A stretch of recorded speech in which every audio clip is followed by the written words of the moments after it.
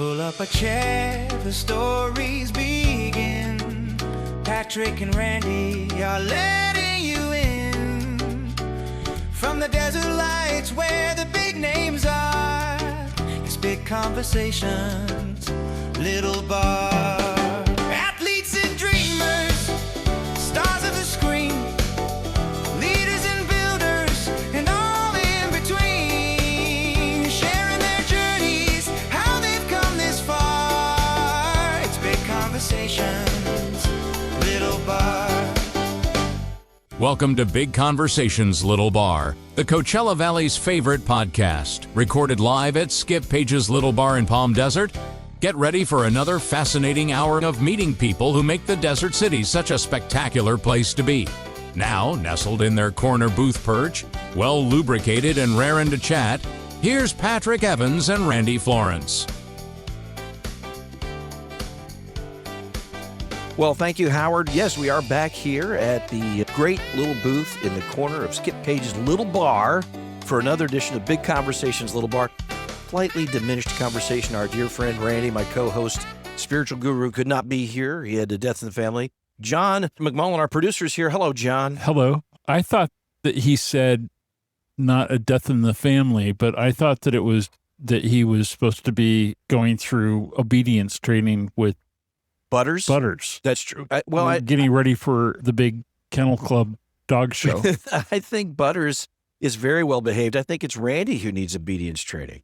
But that's why he had to go with. Oh, okay. Yeah. That's what it is. Well, I'm sorry that he can't be here, but I'm delighted to have our guest here. This is a gentleman who I've been hounding to be on the podcast since I met him, gosh, probably a year ago at this point, Almost, or close to yeah. it. Baratunde Thurston is our guest, and I don't even know how to describe, author, comedian, sometimes host, Yes. husband, Citizen. citizen. You do a podcast, How to Citizen. I do. And the way I'll help you out on that, because it's been challenging to everybody outside of me for my whole life to describe what I do, including my own wife. Well, you do so many different things. You wear so many different hats. But it's ultimately one thing. Okay. I'm a storyteller. I tell stories about how we can live well together across three major areas. How do we live well with the earth? How do we live well with our fellow humans in this thing called democracy?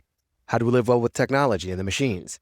And so you can find my work in those arenas: PBS show, America Outdoors, democracy leaning show, How to Citizen, and the big tech AI moment show right now, Life with Machines. But ultimately, I want a good future for everybody, and I think we have to get these three areas in some better balance.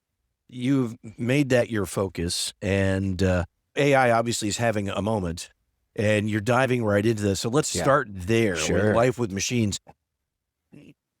There's so many naysayers and doomsday predictors around AI. It's going to take everybody's job. It's going to become Skynet and destroy us all. Where are you? I see you as a very optimistic human being. So boy. Prepare, Patrick, to be disappointed. That keeps our listeners on their toes. Now, what is he about to say? Oh, my goodness. Holy cow. But so yes, I'm I really am generally optimistic. I want your hot take on AI and give me the premise behind your Life with Machines program. Yeah. Thank you. And just thanks for having me. It's good to be here. I'm a newish resident of the Coachella Valley. My wife Elizabeth You and did I. a conference. The city of Palm Springs did an AI kind of That's right. thing, and you were one of the keynote speakers. Yes. And I ran into you at Bar Issy, I think is where I ran into you. Yeah, I ran into, John, is such a kind reframe where you accosted me, pursued me aggressively, Did I? hounded me on behalf of the media, and I appreciate it. I did. But I said yes. I'm here. I'm usually not that aggressive, but I'm like, this dude is a cool dude. And I was very sleep deprived and jet lagged, so against my full reasoning skills, I said yes. You did say yes. And here we are in a bar on a Monday afternoon. And what people don't know is we did this once before, and we lost the whole thing. So, Thank you. Let us talk about our life with machines, shall we? Yeah. Shall we talk our about machine ate our last our conversation. machine failed? And it's a meta of the micro because there was a failure of power here in the bar. There's some work going on, and the machine was not able to maintain the recording. And so we all shed a tear for that lost media. But we're in a moment now where AI requires a lot of power, literally. A lot of communities are upset about that, a lot of negativity around that. So yeah, you and I met at the Palm Springs AI and Creativity Expo, heavily organized by my friend and neighbor, Peter Lafort, and the tech steering committee of Palm Springs, of which I am a member. And so that idea was, how does a community face this challenge and opportunity together, and not just individuals of us figuring out what app, my job, my individual job, what about my kid, what about this and that? How about we all come together as business owners, as residents, as older and younger people, and ask what's going on, how it can serve us, where we're alarmed, and what are we going to do about it? So a lot of gratitude to Peter, because he's ultimately why I even know you and why you stalked me all the way to Bar Izzy from the Palm Springs Convention Center, which is not that close. So you It's not. It was. You were focused, and I respect it. I was very focused. So yeah, I grew up. My mom was a coder. I was born in 1977, raised in D.C. You were, like Northwest The neighborhood is Mount Pleasant. Mount Pleasant. I think of it as the best neighborhood in the country, and it's still one of the top places you could be. It's very multi everything, and people get along, and people look out for each other. There's a sense of interdependence and community there, and that certainly shaped me. Even with the challenge of drugs and crime and all that, people had each other's backs. So my mom never graduated college, but she was really committed to bettering herself, to bettering the family and the community. So she took me out into the woods and made me a Boy Scout, and we went camping with me and my friends. She loved the earth. She took me to my first rallies as a very small person, trained me up on elements of democracy, and went to community meetings with her. And she brought a computer home from her government job. So you grew up with technology. Yeah. It is, it's an interesting dichotomy, because some people who are nature lovers are that. Yeah, and just sort of that. eschew the technology. My wife is sort of like that. Okay. She's I wouldn't say a technophobe. Yeah, but not a technophile. No. Yeah. Absolutely not. But, she's a camper. She's a hiker. She loves nature. She wants to be around it. But the moment I bring an Alexa-empowered device into the home, she's upset about it. So was my wife. Elizabeth says, keep her out of here. And I'm like, we're talking about a machine. Keep her out of here. I don't want her listening in to our conversation. Luddites. And she's probably keeping us safe at the same time. So I have my own little studio room, and Alexa and I have occasionally spoken there, though lately I haven't been messing with Alexa too much. But it started for me with Mom. And tech has been a big part of my whole life. When I worked for The Onion, which is my proudest job yet in this life, is still having 5 years at America's Finest News You were Source. the digital editor of the... Let's make the title more lofty, I'm sorry. please, sir. You were Director of Digital. Director of Digital. A title I created for myself for moments just like this. Just like this. I was hired as web editor. I became Director of Digital. Web editor. That's not even a thing. Exactly. I'm not editing HTML on the website, guys. We're doing something different here. And you're Harvard educated. I am. And Harvard is Baratunde educated. It was mutual. I taught them a few things. You gave them back as much as they gave you? I believe in bilateral relationships. All right, so let's we'll go back to life with machines, but I want to get you. Well, you loved your time at The Onion. I loved my time at The Onion. It remains the best job I've ever had. I've had a lot of jobs at this state in my life, but it was funny, right? I going to The Onion was like going to grad school for comedy and satire in particular, and I was surrounded by a community of people who knew how to work well together and who didn't have a ton of ego. And I think there's a lot of prominent comedy institutions where it's very competitive, and it's all about who gets more credit, who gets more face time, mic time, stage time between you two. It's clearly like, Patrick, you've crushed John Soul to a fine little I've had pulp. to fend him off. He barely says a word He's a now. shadow of the man he used to be. Gosh, before Randy's not even allowed He here. didn't show up. I mean, he won't even come. So outside of big conversations at this little bar, there's another way to do it. And I was really lucky to be brought into The Onion. I came in sideways, very competitive. There were 200 people vying for this job when I applied for it. So luck played a huge part as well. I believe I was talented, and I know I was lucky. And I got to be in this community of funny professionals. I got compensated poorly. I got average health insurance, but I was overpaid in education. And it's the best working years of my life. And I run my own business now. I think The Onion was better from the perspective of how dense it was in terms of the amount that I learned from Todd Hanson, one of our greatest writers, not just at The Onion, in American cultural life that you probably never heard of, but Todd is the man. And it was just an incredible institution to be a part of. So Loved my time at the Onion. Did a lot of internet things and political things. And Well, it was always so, it remains so cutting edge. yeah. And there's stuff, I see Onion headlines, and then I have to actually go back and research what the satire is. Yeah. Like, I learn things from the Onion because, like, I know that's probably really funny. I just need to find out why. Well, and then I go back and I'm like, oh, no, that's hilarious. It is. It tests you, and reality is testing the Onion, right? So a New York Times headline could be an Onion headline from a decade ago. Yes. Because we are competing with the absurdity of the imagination of a good satirical comedic mind. And that's not a compliment, my fellow Americans. By the way, like there's a competition. Reality should not win. We should cede satire to the comedians and the artists and the satirists, and let the real world be a little less boring, a little less exciting, a little more boring. Yeah. And not as Long live absurd. the Onion. And I'm also really happy since I left. I left in 2012. So they've gone through a huge evolution, a move to Chicago, a couple of changes in ownership, and the new owners, I'm excited. They're ridiculous. They get the brand and the voice. It's like Global Tetrahedron Corporation. They made a vie to buy Alex Jones's Prison Planet, right, and his whole weird media ecosystem. And they have invested. The print edition is back. So I'm a print subscriber to The Onion every month. Paper shows up in my mailbox with hilarious fake news on it. Not the kind that destroys our democracy, but the kind that makes us stronger together. And yeah, I've met a few of them, and I'm just glad it's in good hands. If you had the opportunity, would you go back? Ooh. I feel like you're asking me if I'd run for president. I'm like, I was going to do never that say later. never. I was going to do that later in the podcast. Depending on how much I spend more time with my family, what are the things? I don't see myself having a job in the way that I had a job when I was there. But it'd be an honor to work with them. You're making your own jobs these days. I am. And when will this drop? How much time between this recording and the publication? About an hour.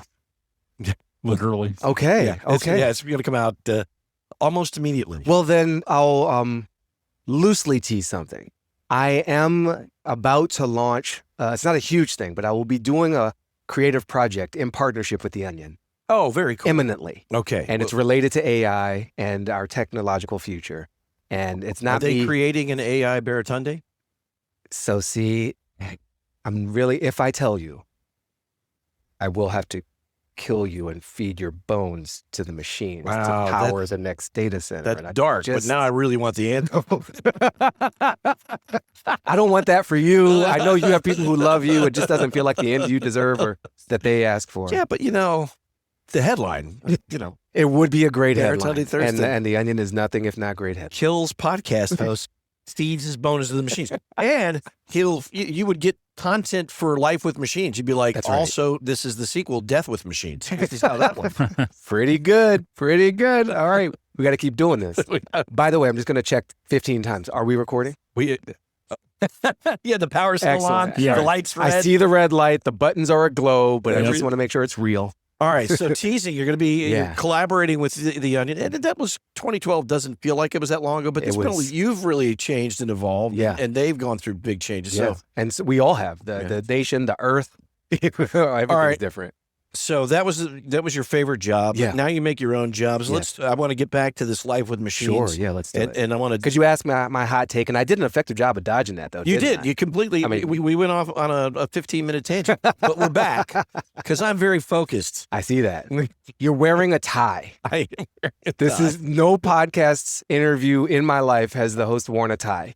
Just for the record. Well, You're my the day first. job, I'm sure you know this. Maybe you don't. I'm the meteorologist for the ABC station, so I had to wear a tie for that. They make me dress up. It's very humid today, by the way. It's really humid, Wow. and it's going to be cloudy, and it's going to maybe sprinkle on us a little bit, and then it's going to get really windy, and then it's going to be beautiful for the end of the week. Okay, thank you. 84. That's actually why I came here. So I got what I needed. There you go. Thank you, John, for inviting me. I'll see y'all later. I'm not going to let you dodge this. All right. As you said, AI. Here's the AI, take. the perils. Yes. What are the perils that you see? All right. What I didn't establish, Life with Machines is a show. We do it on Substack, YouTube, Instagram, and your audio podcast feeds like this show. Our goal is to explore how do we live well with tech and not just endure it. That's the mission. Okay. Let's live well with technology and not just endure it. See, I And embrace that. I love technology. I do too. And I love people, and I love trees, and I love life. And I think there's, we got to do these things in balance. Right. I think there's a lot of folks, not saying you're this, but I know many of the people really pushing AI at us, they only love technology, but they actually don't love the experience of life. Oh, And no, I no, think I'm their not that guy goal at is all. like, let's just speed everything up and No, let's no. make everything efficient. And what are you drinking right now? This is called a Xanadu. A It's Xanadu. made with mezcal. Heck yeah. See, so that should not be sped up, right? We don't need to make cocktails more efficient or the consumption of them, right? Maybe people could make them a little faster if the bar is crowded. You want an extra hand behind the bar, but your enjoyment of this handcrafted, beautiful, plant-based beverage, that's how I think of mezcal. I love mezcal, is not something that needs to be optimized. And so when you ask me, what do I think the perils are? I think one of the deepest perils is that we will become machines. Not that machines will take over everything from us, but that we will start to optimize every area of our life, try to make the most meaningful things the fastest and most efficient, and we will suck the life out of life in effort to keep up with someone else's idea of what life is supposed to be. That's the biggest fear. I'm concerned about misinformation, what happens with our young people, what happens with our democracy, power use, and there's a lot of stuff, but at the core, I think I'm most worried that we haven't set the right goal for this technology, that not enough of us have been involved in setting that goal. And so we're just going to be having our lives sucked out of us in service of machines. And I feel like one of the reasons we haven't done a good job of setting a goal, I don't think we know enough about it. And so I think your show, and shows like yours are really important because we need to be better educated about what AI can do for us and what it should do for us and what it shouldn't do for us. Yeah. And I think, and I don't see policymakers at the national level really grasping the necessity to put some guardrails up. Yeah. And I don't know that that's necessarily true, but it feels that they're way to catching up, but the speed of the people pushing AI is moving faster. Yeah.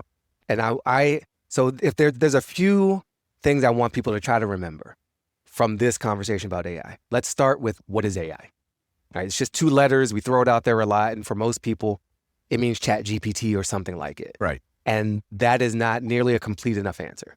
Stands for artificial intelligence. Really, it's about machine learning.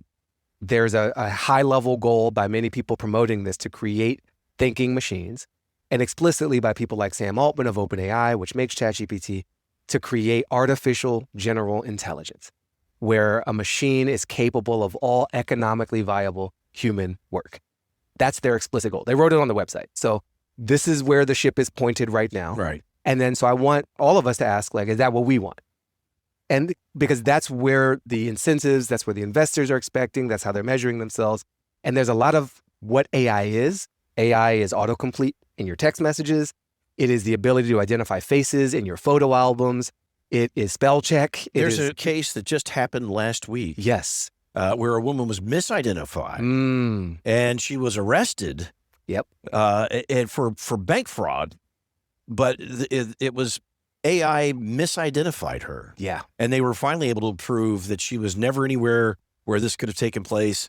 But so AI is fallible. It is. And that's older AI technology. We've had facial recognition technology for a long time. We have. That's such a good reference. And I thought you were going to say something different. So I thought you were going to talk about the case of Meta and YouTube in the lawsuits about their harm to children through their algorithms, which is also AI, right? Your social media feed because is AI. It's learning what you like so that it can keep you going. And it sucks people into rabbit holes that they shouldn't be sucked into. Yeah. Even kids at schools given these Chromebooks.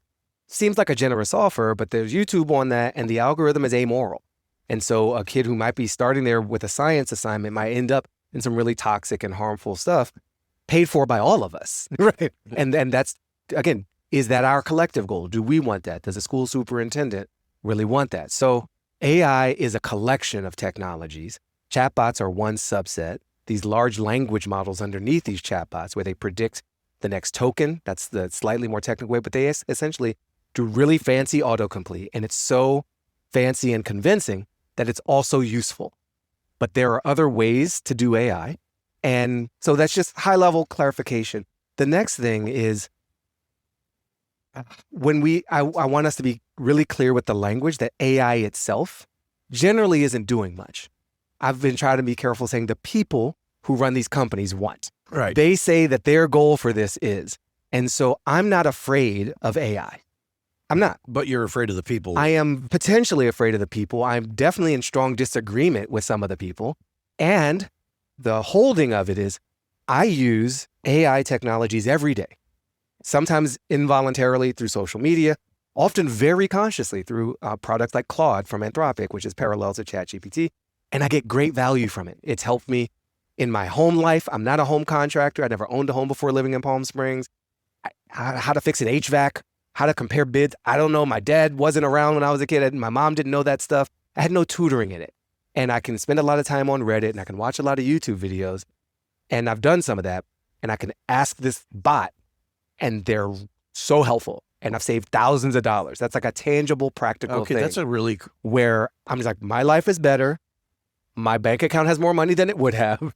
And my house has hot water and cool air, which is really, really important to living in the modern era. It is. Yeah. You said something that resonated with me for a second, and I want to circle back to it. You said the technology is amoral. I grew up a science fiction fan, and I was a big Isaac Asimov buff. Me too. Foundation, baby. And Isaac Asimov, in fact, as a kid, I wrote him a letter, and he actually wrote me back. What? Yeah. I have 2 signed letters from Isaac Asimov. One was, I sent you a letter already, so stop writing. Which, that was the last one. That's my favorite. Yeah, it was terrific. That's the one that gets framed. Yeah. But he created the 3 laws of robotics. Yes. And he instilled in these fictitious robots, wasn't necessarily morality, but they were not able to harm a human. Is there the potential for us to provide AI with morality? I mean, you're cutting right to the heart of it, man. I love Isaac Asimov. There have been calls, and even in his own work, there was the reference to a zeroth law to precede the first 3 laws of robotics. And it's not in my head right now. And I even wrote something in our Life with Machine Substack, plug, about it. I have to research my own thoughts because they're not always present. But we will need to embed more of a sense of ethics and morals into these increasingly thoughtful machines. And I think because you used the word guardrails earlier, guardrails are very important. And we have imbued these tools with so much power, and they're on an accelerating curve of capabilities that I do not believe that guardrails alone are going to keep us all in a good, balanced, safe world. I think we've already seen people abusing their access to AI to weaponize them against people, just rhetorically, but also to develop weapons or explosive devices and things like that. So I think we're going to end up more in a relationship with these entities. I'm not calling them lives. I'll just say entities to keep it vague. But we already see AI in our org charts and work. People have AI doing jobs, and they're farming out work to agents, technically agentic AI systems who themselves have sub-agents. So little digital bots have little digital bots underneath of them that are reporting back to them. Wow. And those are existing within an org chart of a human organization. So AI will end up in our org charts. They'll end up in our friend networks. We've seen that. We've seen people falling in love with chatbots and avatars and having relationships. Yeah. And I think ultimately, and this is far out there, so none of this is advocacy. It's an attempt at spotting where I think we're going. We will end up with AI in our family trees. Those relationships will become established. Maybe as pets initially. The way you got Scruffy or Fido, they're in your family. A lot of people consider their dogs part of their family. Even though absolutely. So when we're going that way, I reference an author and one of the people who helped create Google Translate. His name is Dekai, Dekai. He has a book called Raising AI. And he's encouraging us to have a metaphor of seeing this more like parenting than like controlling software. There's limits to it, right? AI is not flesh and blood. It is not born of us. There's no beating heart. It's very arguable if there's a soul in there. That's a theological, philosophical question. But I'm going to say no. And it is built from observation of us. It is trained on a lot of our emissions, our blog posts, our photos, our speech patterns. Yeah, it swims in the pool of our own data. So it has learned from our collective experience. English speaking, heavily Western world, a lot of caveats on it. It's not the whole human experience, but it's a lot. It's enough to convince people to fall in love with it and have it do real work for real money, which is fake. So all of that says, how do we then create a healthy relationship with AI? How do we show it the best of us, not just the worst of us or whatever happens to be on Reddit, so that the mirror it reflects back to us is what we want to see and what we want to encourage in the world? There are always going to be those people, unscrupulous people, who will want to use it to prey on other people. Mm-hmm. And so it's, as much as we have this lofty goal of creating a relationship and raising AI, they're bad seeds out there. So, and unfortunately, we can't. It's not like our raising our own kids where we have some control over who they spend time with, at least for a little while. Yeah. Like AI gets to spend time with everybody. But I actually take the opposite lesson from your exact same metaphor. Okay. So let's substitute AI for people in the story. There's always going to be people out there with ill intent who want to cause destruction. They want to hurt someone, they want to take advantage, they want to scam or steal or somehow deceive and create harm in the world. Maybe because they're sick, or maybe because there's something in it for them. And this is the way they know how to get ahead in life, and they weren't raised the best. But collectively, we take responsibility for that. We have police forces who keep an eye out for all of us. We have medical professionals who help heal injured folks through fault and no fault accidents. We have educators, we have pastors, we have crossing guards, we have regulators and all kinds of other participants in the system to say the behavior of a human is in some level the collective responsibility of all humans. Even while we have individual will and choice, we've created all these institutions to take responsibility for each other. And that opportunity, I think, is a good precedent. I think we have good evidence that it works mostly. It does work. I mean, mostly. There's still crime. Yes. But it's certainly, we're doing a lot better than no schools, no law, no church, no golf club, no little bar. And so we need that same energy, I think, for the people who've been sitting on the sidelines of the AI conversation and saying, I'm not that into tech. It doesn't concern me. Your electricity bill concerns you. And AI and the promotion of it affects that. The availability of water affects you. And I would say the experience of the human beings around you affects you. So if your child or the young person in your life is getting sucked into some weird AI relationship, now AI affects you, even if you never log in to a ChatGPT-like system. Right. So then we all need to think about, how do we want to get the best out of this? The same way we think, how do we want to get the best out of people? And then how do we want to limit the worst of it? The same way we want to limit the worst of people without having a total Orwellian control and surveillance state on everything and everyone. But where we are at now, we're doing almost nothing. Right. And the only people creating the sense of morality or guardrails are the same people making money off of it. Right. And we do not allow that anywhere else in our society. We don't just say, all right, drug makers alone, for-profit drug companies, we do. But imagine a world or a county or a state or a country where that is. But seriously, But we do. I mean, there are regulations for just about everything else. Absolutely. But this is such new technology. Yeah. And I know we could finish the entire podcast on this, but I'm gonna pivot. Great. But I love this. And if you guys want to hear more, we'll do it again. Life with Machines. Life with Machines. .media. That's the website. Lifewithmachines.media. Yeah. Check it out. And especially if you're really, interested in where AI is going and how we're utilizing it and how we're not regulating it. I think you're going to really enjoy what Baratunde has to say about this. I want to go back to a book you wrote. Okay. And I've not read it, but I feel like I need to at some point. How to Be Black. Yes.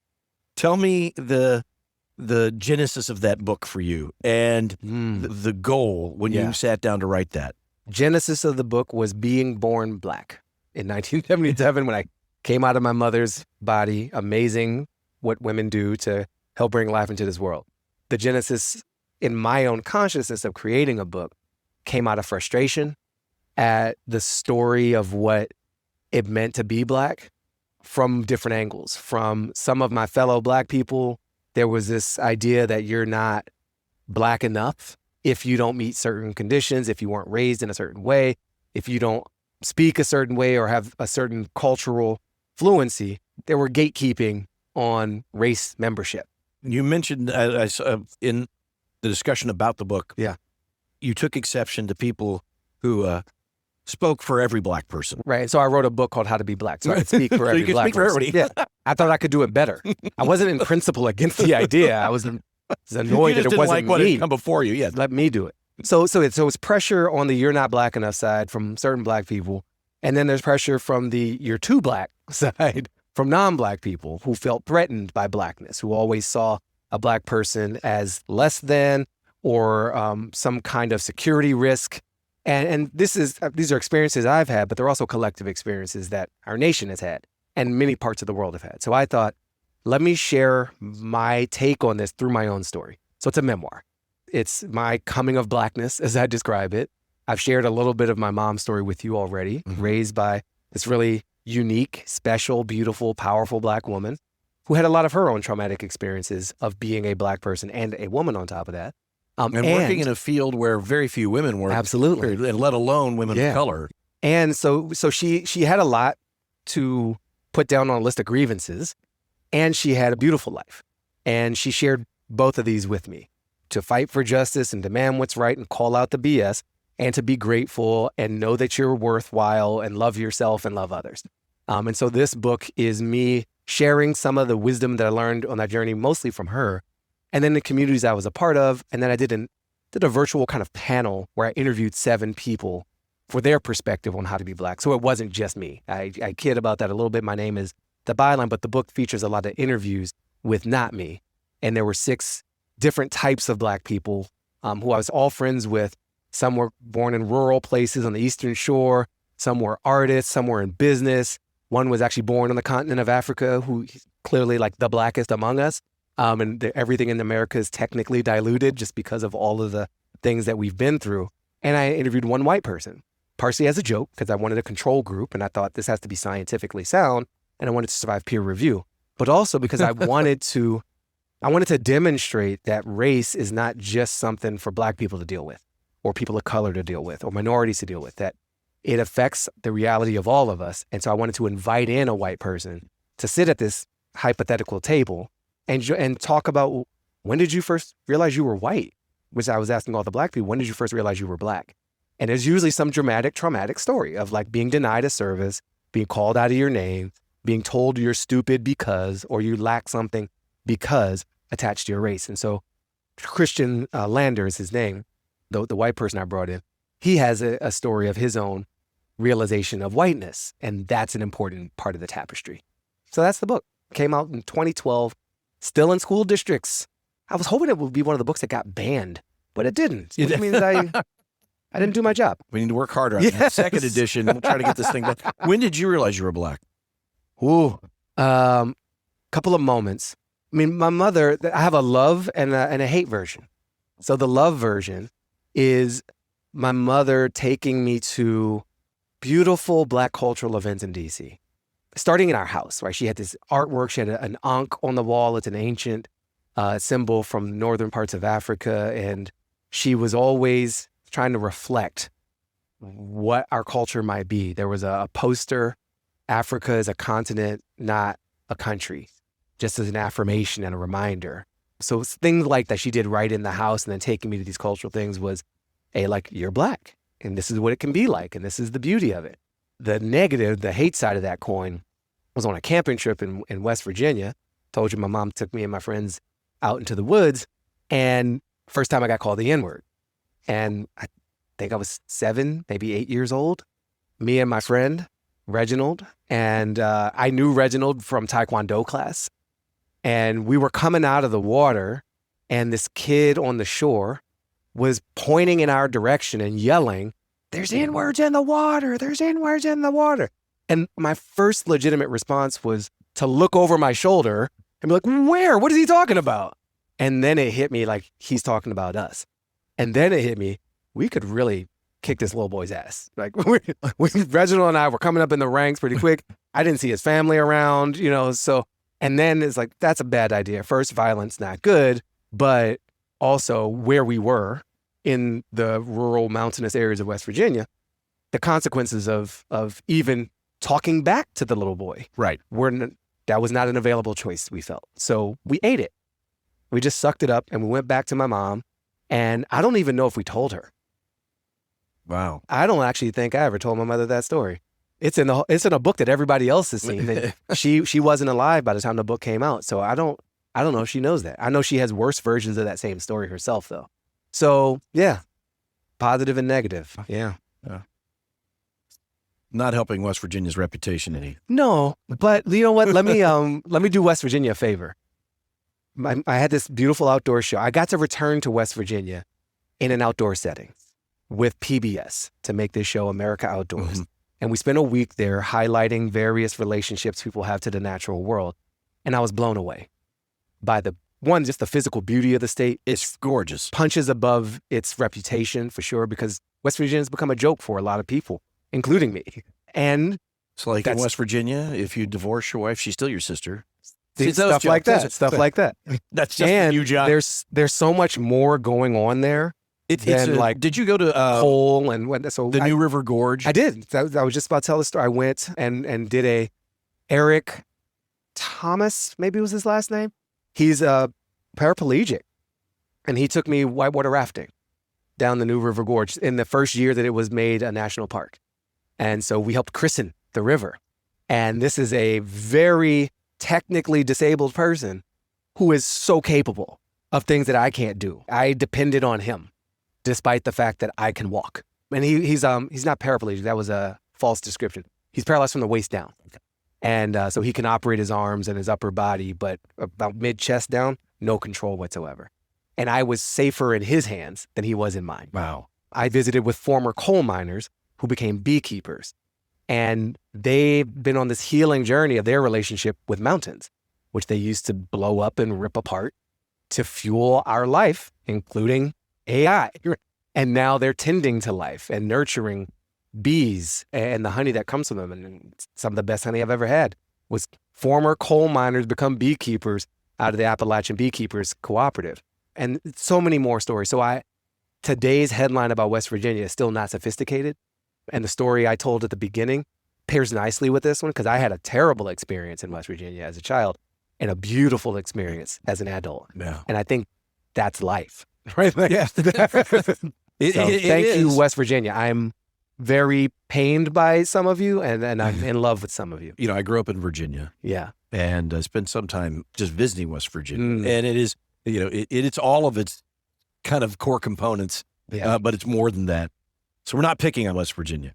No, and many of us would be so lucky, despite the poverty and the complexity of their politics and the economic challenges, people in general of West Virginia have a sense of family and a sense of community cohesion because they've been looked down upon and overlooked so much. They've had to figure it out themselves. And even the ancestral history of the people who settled there, not to mention the indigenous people who've been there, but just the whiteness that settled there, the types of white people who ended up there were more mountain, more earth-loving, more connected to each other types of people. Well, the kind of people, you think about what West Virginia was when people were migrating west, and a lot of people kept going. Yeah. Some people stopped and said, this holler is going to be my home. Yeah. And it took a real rugged human being to make that decision. That's right. In those days. That's right. Yeah, and that's true. I spent a lot of time in the western part of the state of Virginia, Roanoke, Virginia. Yeah. Okay. And so we're basically neighbors. We were basically neighbors. Yeah. Well, I spent some time. I grew up in Charlottesville. Okay. I spent some time in D.C. My dad actually worked for the EPA in its very early years. Wow. And people are always shocked when they find out that Richard Nixon, a Republican, created the EPA, exactly. But he did. Yeah. And my dad actually worked for the Nixon EPA. Yeah. And he did a lot. Well, he traveled around the globe doing pollution control work in Mexico City and in Los Angeles. And so. Wow. Yeah. That's cool. So see, the children of government workers. That's Indeed. Growing up in D.C., you talked a little bit about it, but you love the sense of community and neighborhood that you grew up in. Yeah. But it was also a difficult place to grow up. Yeah.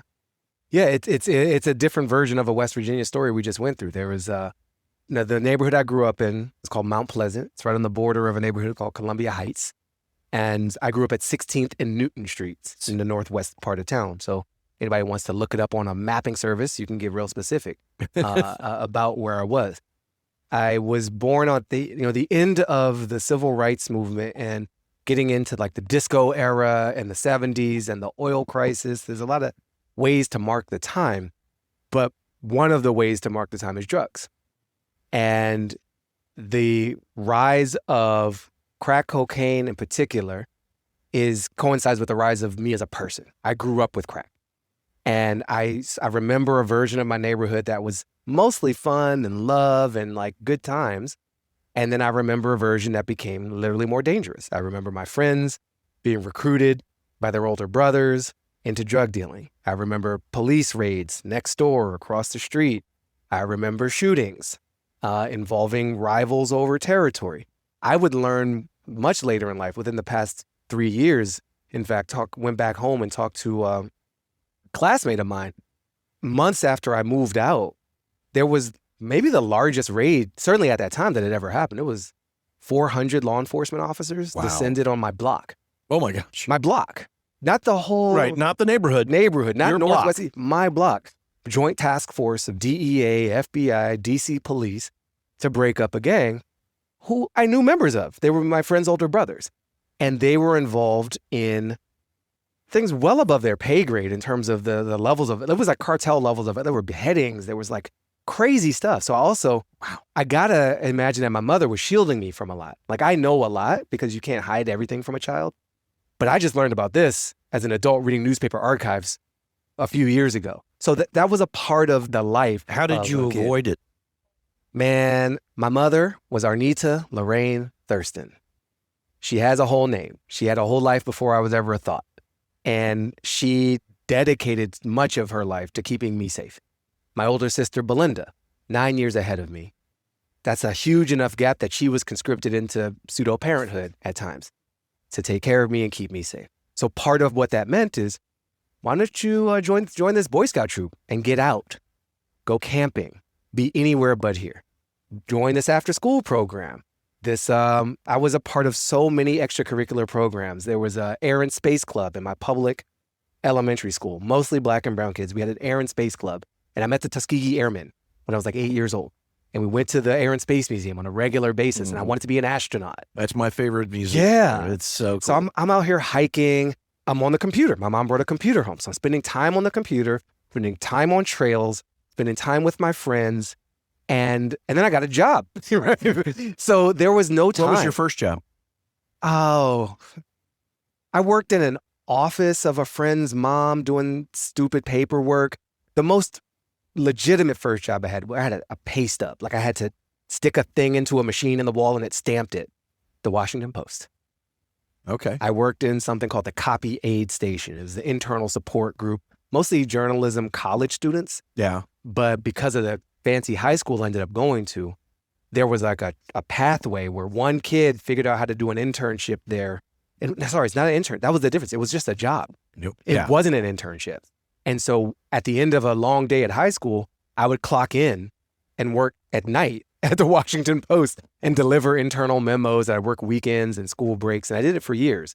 I met Ben Bradley, then owner and publisher, on the phone by yelling at him because we were all joking around. You got to imagine, like, I'm 16 and I'm hanging out. All my coworkers are college students or slightly older. Right. So the youngest is 20 and then maybe up to 26. And here I am 16. So I'm learning how to joke inappropriately from my big work brothers and sisters. And we were just cracking up. And actually, I think we were listening to the Jerky Boys, these clowns from back in the day, these prank calls. And they published cassette tapes and then CDs. And I was mid-laugh at a Jerky Boys joke. And I just screamed, damn, right into the phone. I happened to pick up the phone. And the voice on the other end says, "What's going on down there?" And I was like, oh, I'm so sorry. Who is it? This is Ben Bradley, the publisher. But you didn't lose your job. No, I didn't. How'd you talk your way out of it? I apologize. I'm sorry, sir. We're having a really good time down here. That was totally inappropriate. Well, how can I help you? Get him back on whatever his task was, make his life easier.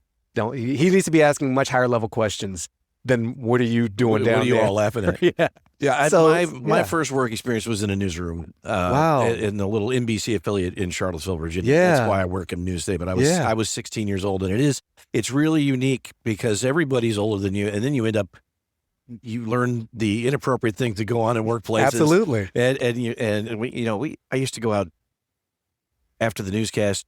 I did the same thing you did. High school, and then I'd go to work, and I'd work through the evening newscast, and we go out drinking with the news team. And, at that point, you're sitting next to the guy who anchors the news. No one's going to card you. Right. He's with the news people. He's got to be old enough. Exactly. The extension of trust. Yes. But I love learning these things we have in common. John, just how are we recording? Great. I got to check. This is why I stalked you, because I knew we would have these commonalities. And for the people who are hearing this version, the first version was definitely better, but this is really good stuff. Was it better? Because no, it wasn't. I just want them to feel bad, like they missed out on something epic. No, well, Randy would be thrilled to hear that. This is, without Randy, this is better. We've lost something, but we didn't cover this ground. And so I'm learning this stuff about you right now, and I think you're learning some stuff about me right now, and that's a lot of fun. Well, that's, honestly, it's why we've had conversations about we're coming up on our 150th podcast. Oh. This may be 149.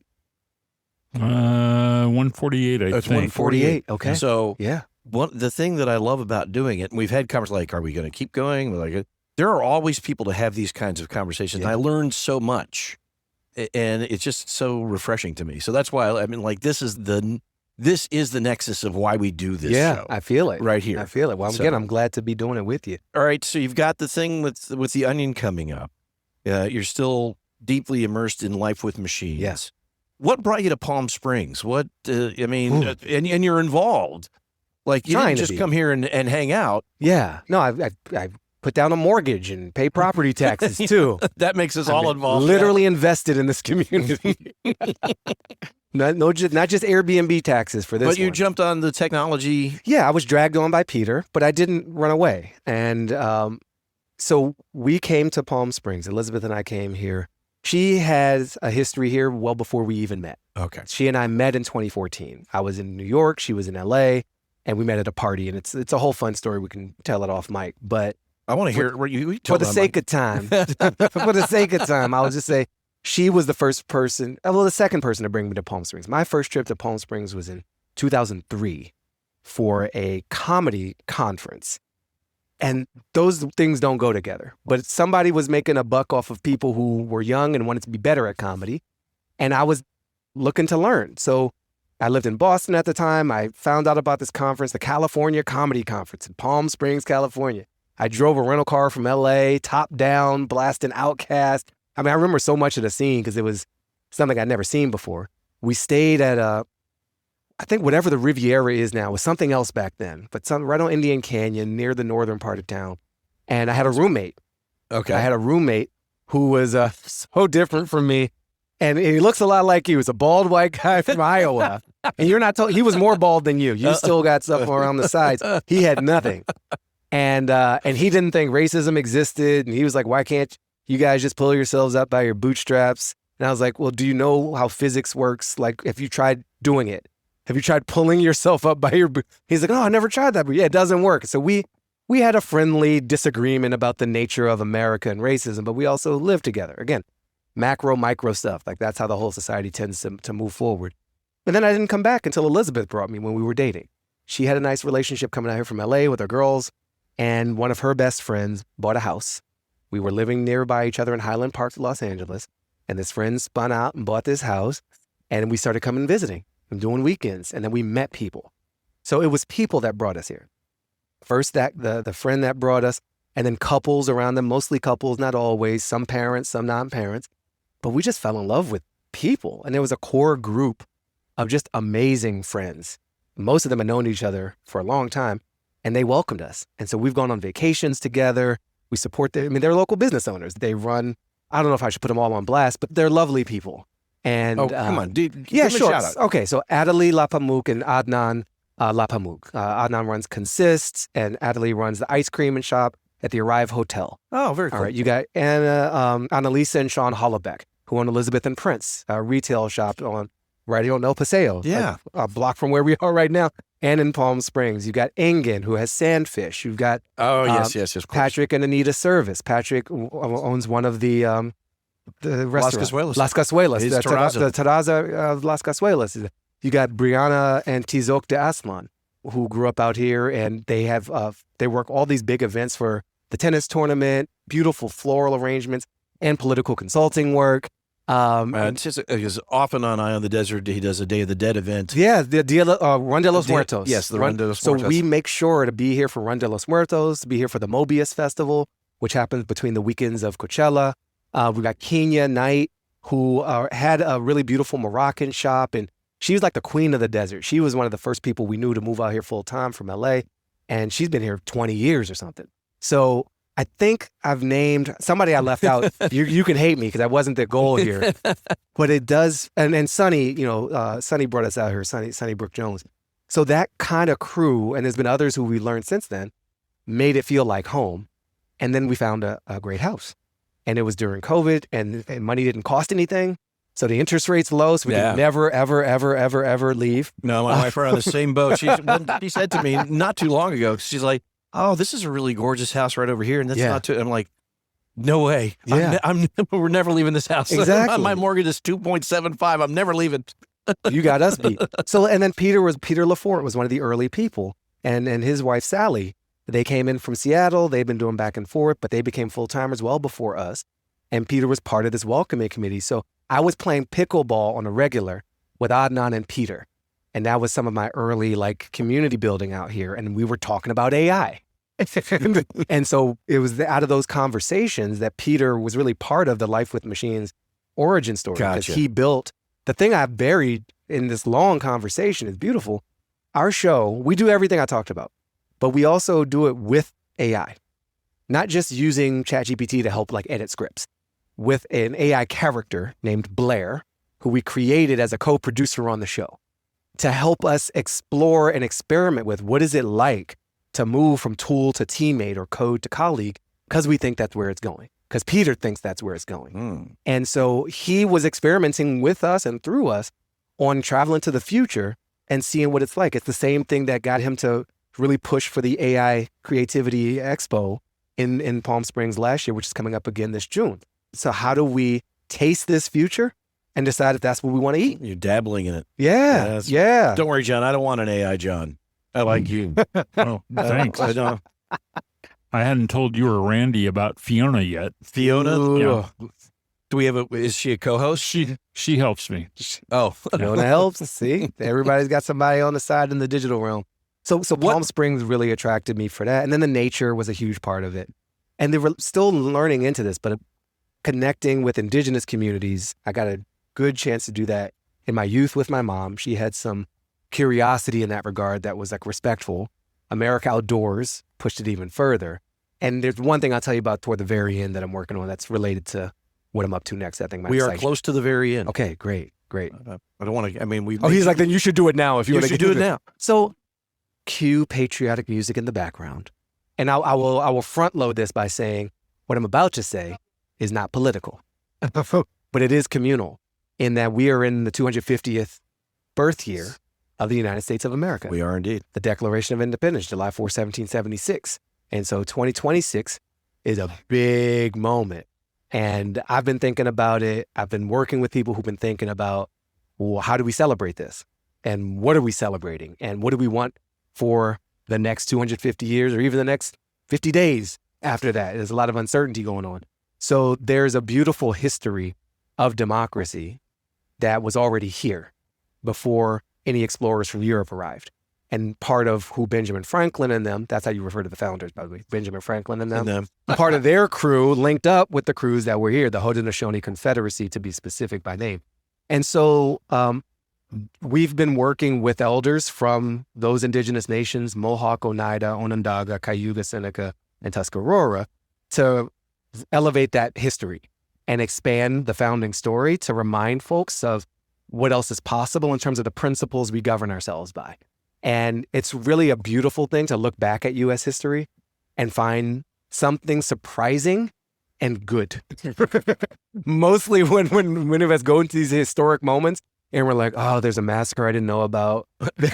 Somebody was, like, the greatness was so front loaded that we can generally only find out bad news about the people that we laud and love. That is so and true. You're like, oh, are we gonna have to cancel so-and-so? We're changing street names, right? There's all this stuff. And this is one of those stories where it's just upside. It's better than we know. Our founding story is bigger than we know, and it's better than we know.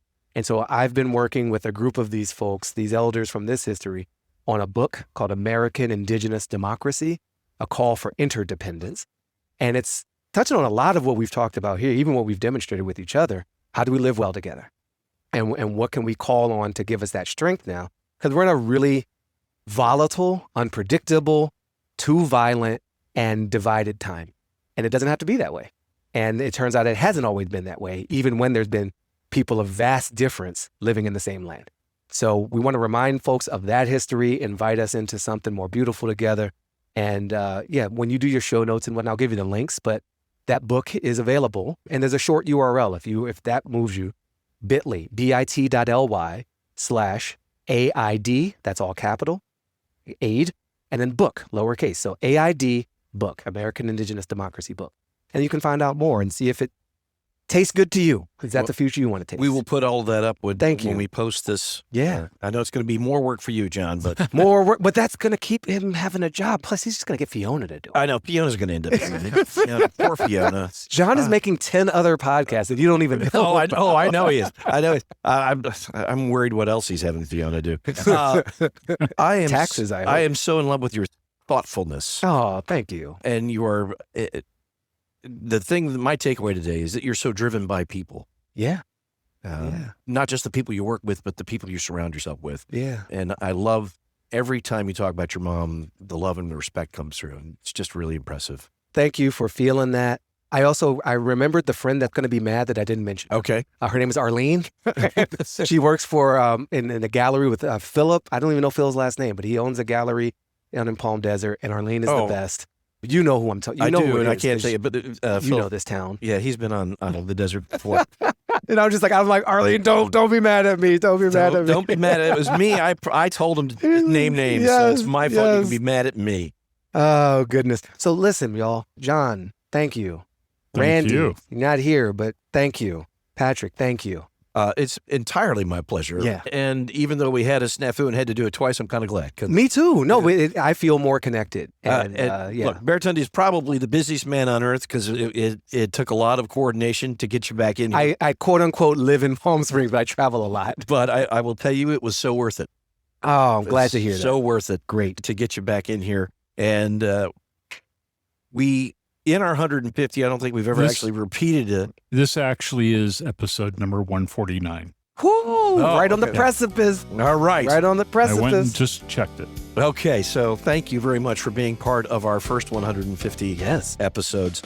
You're one of those guests, like we could have you back next week and it would be an entirely different podcast. That's Right. You just are involved in so much, and I really love it. We miss Randy. Sorry he couldn't be here, but Butters needed to get him trained in obedience, so that's important. John, thank you very much. You're welcome. My thanks to the entire team here at Skip's Little Bar. They take good care of us. And Baratunde, thank you so much. And if we're looking forward, I can't wait to see what you're going to be doing with the onion. So that's going to be Yes, me too. Just Google Baratunde and onion, and when it happens, we're all going to know about it. Thank you, sir. Thank you. And thank you all for listening. Be sure to subscribe so you never miss an episode of Big Conversations Little Bar.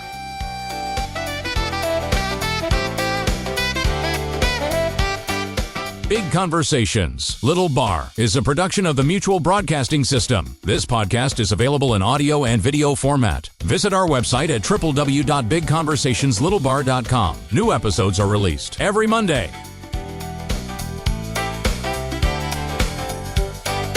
Athletes and dreamers, stars of the screen, leaders and builders, and all in between, sharing their journeys, how they've come this far. Big conversations, little bar.